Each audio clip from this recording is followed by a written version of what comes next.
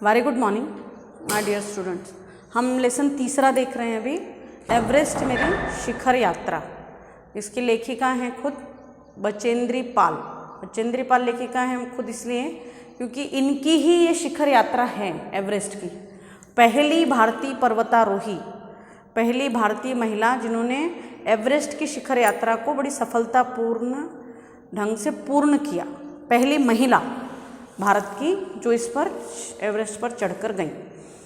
तो इनकी कहानी क्या है पूरी, कैसे इन्होंने उसको पादाक्रांत किया, कैसे वहाँ तक पहुँची, ये सफलता की पूरी कहानी कितनी सारी कठिनाइयों को झेलते हुए ऊपर तक पहुँची हैं।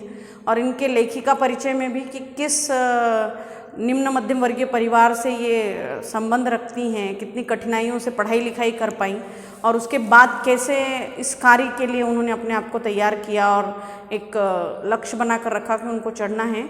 ये हमारे लिए बहुत मोटिवेशनल कहानी है कि कितनी कठिनाइयों के बावजूद वो वहाँ तक पहुँची और चढ़ी। और यहाँ छोटा सा विवरण लिया गया उनकी लिखी पुस्तक का। उनकी पुस्तक का नाम ही है एवरेस्ट मेरी शिखर यात्रा। यहाँ आपको छोटा सा उसका एक अंश लिया गया है 9वीं कक्षा के लिए। तो हम देखते हैं, सबसे पहले हम लेखिका के बारे में थोड़ा सा जानेंगे कि कब जन्म हुआ, कहाँ जन्म हुआ, कैसे पढ़ाई लिखाई हुई, कितना पढ़ी लिखी हैं और फिर बाद में इसके लिए कैसे प्रोत्साहित हुई वो कि वो शिखर पर चढ़ें एवरेस्ट के। बचेंद्री पाल, इनका जन्म 1954 में हुआ है। कहाँ? उत्तरांचल के चमोली जिले के बंपा गांव में 24 मई 1954 को इनका जन्म हुआ। बचेंद्री अपनी माँ हंसादेई नेगी और पिता किशन सिंह पाल की तीसरी संतान है। दो और इनके मतलब बड़े भाई बहन हैं और ये तीसरी संतान है। पिता पढ़ाई का खर्च उठाने में असमर्थ थे, अतः बचेंद्री को 8वीं से आगे की पढ़ाई का खर्च सिलाई कढ़ाई करके जुटाना पड़ा। पिताजी बहुत साधारण परिवार के हैं। पर्वतीय स्थल में रहना है उनका, पर्वतीय जगह में। अब पर्वतीय स्थल में बहुत सारे रोजगार के साधन भी नहीं है वहाँ। आपको पता है वहाँ खेती भी सीढ़ी नुमा होती है, स्टिपिंग जो आप लोग बोलते हैं कि एग्रीकल्चर होता है। तो बहुत सारी चीज़ें वहाँ उगाई नहीं जा सकती, वैसी ज़मीन है वहाँ, पहाड़ी इलाका है, पूरा पर्वतों का इलाका है और सड़कें तक वहाँ नहीं पहुँची। जब इनका जन्म हुआ है तब की कहानी, 1954 में इनका जन्म हुआ है। तो उसके कुछ सालों बाद की ही बात होगी, जब ये मतलब 10-20 साल बाद भी, तो वहाँ तक बहुत सारी सुविधाएं भी नहीं पहुँची हैं, सड़कें नहीं पहुँची हैं, ना रोजगार के इतने साधन हैं। तो बड़ा निम्न वर्गीय परिवार से संबंध रखती हैं। तो 8वीं कक्षा तक पढ़ाई हो गई, कैसे भी पिता ने खर्च उठाया पढ़ाई का, लेकिन अब आगे पिता खर्च जुटाने में असमर्थ हैं, आगे की पढ़ाई नहीं करवा सकते हैं पिता कहते हैं। तो उसके आगे की पढ़ाई उन्होंने खुद सिलाई बुनाई कढ़ाई करके, मतलब कपड़े लोगों के सिलकर उसके पैसे से खुद के पढ़ाई का खर्च उठाया उन्होंने। 10वीं पास करने के बाद बचेंद्री के प्रिंसिपल ने उनके पिता को उनके आगे की पढ़ाई के लिए सहमत किया। 10वीं पास कर ली उन्होंने इस प्रकार।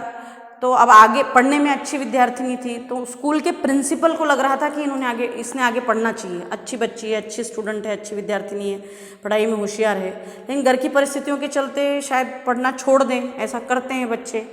अब उस इलाके में और इतनी पुरानी बात, और लड़की है, ये बहुत सारी चीज़ें थी। तो उनके पिता प्रिंसिपल स्कूल के उनके पिता को समझाने गए, सहमत किया उन्होंने कि नहीं इसको आगे पढ़ने दो, अच्छा पढ़ती है, पढ़ने में होशियार है। तो उन्होंने सहमत किया कि नहीं इसको आगे पढ़ने देना चाहिए। बचेंद्री ने ऐसी विषम स्थितियों के बावजूद, ऐसी परिस्थिति के बावजूद उन्होंने पढ़ाई छोड़ी नहीं। MA किया संस्कृत में, पोस्ट ग्रेजुएशन किया और फिर BEd की शिक्षा हासिल की, BEd भी किया। लक्ष्य के प्रति इसी समर्पण भाव ने इन्हें एवरेस्ट पर विजय पाने वाली पहली भारतीय पर्वतारोही होने का गौरव दिलाया। उनका ये जो लक्ष्य के प्रति अपने समर्पण है कि जो सोच लिया एक बार जीवन में, उस लक्ष्य को पूरा करने में वो जी जान से जुट गई। परिस्थितियाँ कितनी भी विषम थी, परिस्थितियाँ ये थी कि घर में पैसा नहीं था आगे पढ़ने के लिए, खुद सिलाई बुनाई कढ़ाई करके खुद की पढ़ाई का खर्च निकाला। लड़की हैं, इतना आगे की पढ़ाई, ऐसे जगह से संबंध रखती हैं, ऐसे जगह उनका रहना है, इसके बावजूद उन्होंने हिम्मत नहीं हारी, इसके बावजूद वो हार नहीं मानी और आगे बढ़ती रहीं और MA किया, देन उसके बाद BEd किया। तो ये जो लक्ष्य के प्रति पूरा समर्पण भाव है ना, ये जो लगन है, जिद है, ये जो मेहनत वाला भाव है, ये जो लक्ष्य को पीछे नहीं छोड़ने वाला भाव है, अर्जुन की तरह अपने लक्ष्य पे सधे रहने वाला भाव है, इसी चीज़ ने उनको पहली भारतीय पर्वतारोही होने का गौरव दिलाया। यही चीज़ है जो उनको पहली भारतीय महिला बनाता है जो एवरेस्ट पे शिखर पे चढ़ती है। बचेंद्री को पहाड़ों पर चढ़ने का चाव बचपन से ही था। वैसे उनको बचपन से भी शौक था पहाड़ों पर चढ़ने का। जब इनका बड़ा भाई इन्हें पहाड़ पर चढ़ने से रोकता था और इनसे 6 साल छोटे भाई को पहाड़ पर चढ़ने के लिए उकसाता था। ऐसा होता है ना भाई बहनों में कि एक्चुअली इनका जो बड़ा भाई है वो भी पहाड़ों पे चढ़ता है। अब ये लोग पहाड़ी एरिया से ही संबंध रखते हैं, वहीं रहना है इनका। तो क्योंकि उत्तरांचल का भाग है चंपा जिले का, तो वहाँ उनका बड़ा भाई खुद पहाड़ों पे चढ़ता था और इनको चढ़ने से रोकता था। लेकिन इनसे जो छोटा भाई था 6 साल का, उसको प्रोत्साहित करता था, उसको उकसाता था कि नहीं तू चढ़ मेरे साथ, वो लड़का है और लड़कियां क्या है, ये कहाँ पहाड़ चढ़ पाएगी। ऐसी वाली सोच ये लेखिका को पसंद नहीं आती है। लेखिका को इस चीज़ का भी गुस्सा है कि ये मुझे क्यों रोकता है, मुझसे 6 साल छोटा भाई चढ़ सकता है पहाड़ों पे, मैं क्यों नहीं चढ़ सकती हूँ। क्यों लड़कियों को इतना कमज़ोर समझा जाता है, क्यों इतना नाजुक समझा जाता है, जो काम ये लोग कर सकते हैं हम क्यों नहीं कर सकते हैं।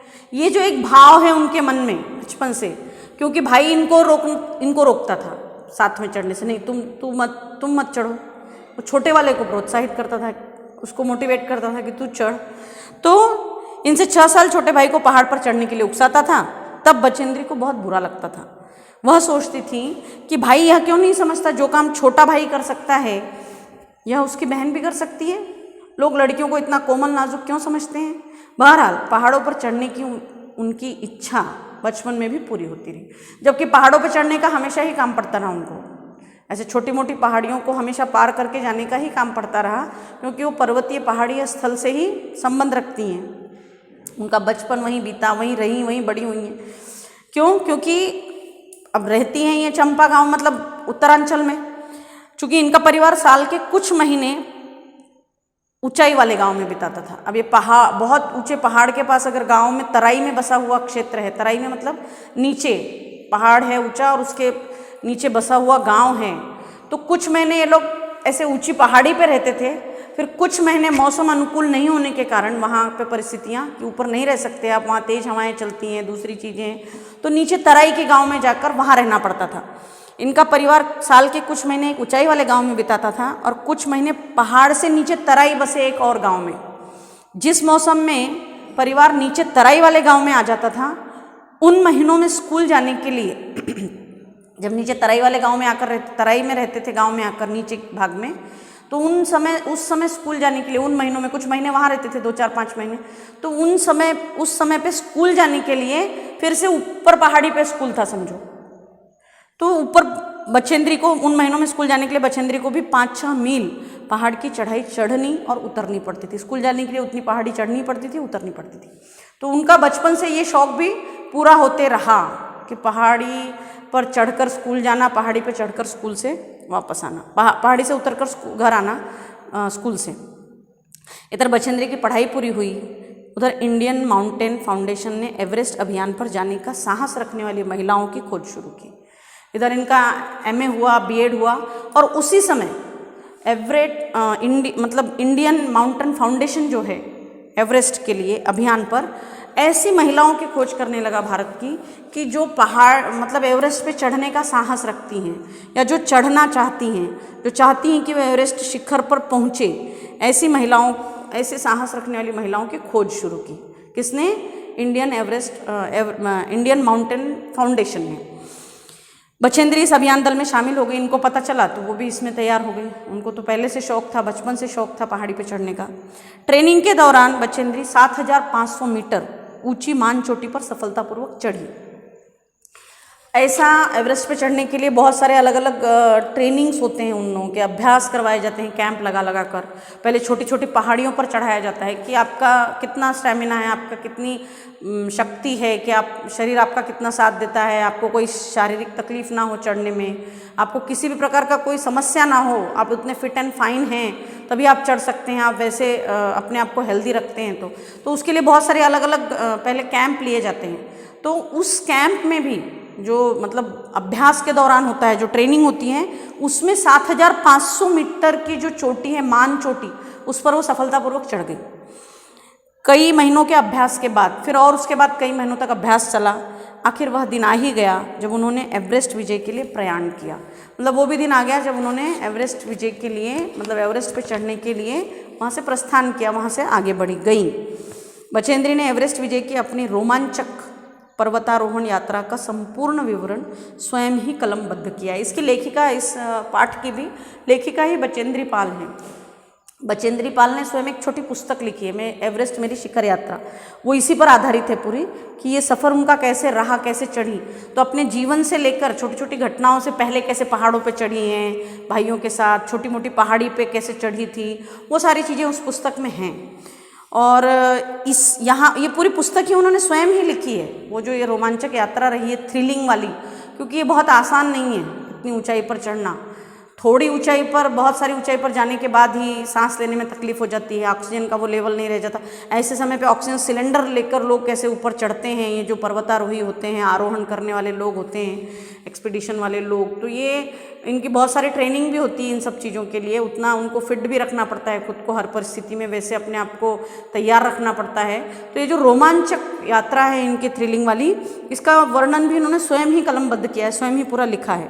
प्रस्तुत अंश उसी विवरण में से लिया गया है। उस पुस्तक एवरेस्ट मेरी शिखर यात्रा, जो छोटी सी पुस्तक इन्होंने लिखी है, उसी में से ये पाठ लिया गया है आपके लिए। लोमहर्षक, लोमहर्षक ने बड़ी आनंदित करने वाली ये घटना, बड़ी बहुत थ्रिलिंग वाली, जिसको हम कहेंगे रोमांचक, बड़ी खुश देने, उत्साहित करने वाली, बड़े आनंदित करने वाली ये जो अंश है बचेंद्री के, उस अंतिम पड़ाव से, मतलब अंतिम पड़ाव जहाँ अलग अलग कैंप लगते हैं पहुंचने के लिए ऊपर, बहुत सारे कैंप लगकर बहुत दिनों के अंतराल के बाद आप पहुंच पाते हैं ऊपर। तो जो अलग अलग कैंप लगते हैं, तो उस अंतिम पड़ाव से शिखर तक पहुंचकर, अंतिम पड़ाव जो है वहाँ पर अंतिम कैंप जो लगता है, बेस कैंप से लेकर अंतिम कैंप तक, फिर उसके बाद जब आप ऊपर वहाँ शिखर पे पहुँची हैं, वहाँ पहुँचकर जो तिरंगा लहराया है उन्होंने, उसकी जो अनुभूति है, उसकी जो खुशी है, वो जो लोमहर्षक अंश है, उसका पल पल का ब्यौरा उन्होंने वहाँ से दिया है कि वो कैसे वहाँ से अंतिम पड़ाव से ऊपर तक गई हैं। इसमें पल पल का ब्यौरा बयान करती हैं वो।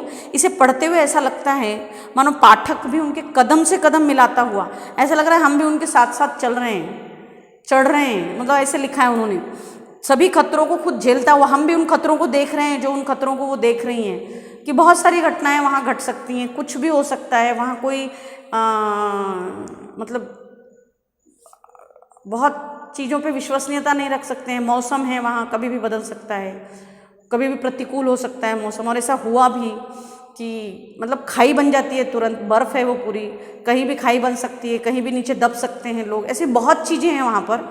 तो लेकिन इसके बावजूद लोग उसको, उन सारी मुश्किलों को, बाधाओं को पार करते हुए, अपने आप को बचाते हुए, स्वयं को वहाँ तक जाने का प्रयास करते हैं। और यही उनकी सफलता होती है, कोई छोटी मोटी सफलता नहीं, बहुत बड़ी चीज़ है ये। क्योंकि ये कोई ऐसा दुश्मन नहीं जिससे आप सामने आमने लड़ लें, ये ऐसा दुश्मन है जिसका कोई भरोसा ही नहीं किया जा सकता, कब मौसम बदल जाए वहाँ पर, कब अचानक बर्फ़ की बारिश होने लगे वहाँ पर, कब वहाँ बर्फ़ की बारिश होते होते पूरा खाई बन जाए, बर्फ़ बहने लगे, बड़े बड़े बर्फ़ बहने लगते हैं वहाँ पर टुकड़े। ऐसे उनके साथ भी हुआ है। उनके कैंप में ऐसा हुआ कि कैंप में पूरा मतलब हिमपात शुरू हो जाता है अचानक, ये लोग सोए होते हैं रात में और बड़े बड़े बर्फ़ के टुकड़े टूटकर इनके कैंप पर गिरने लगते हैं और वो उसमें फंस जाते हैं।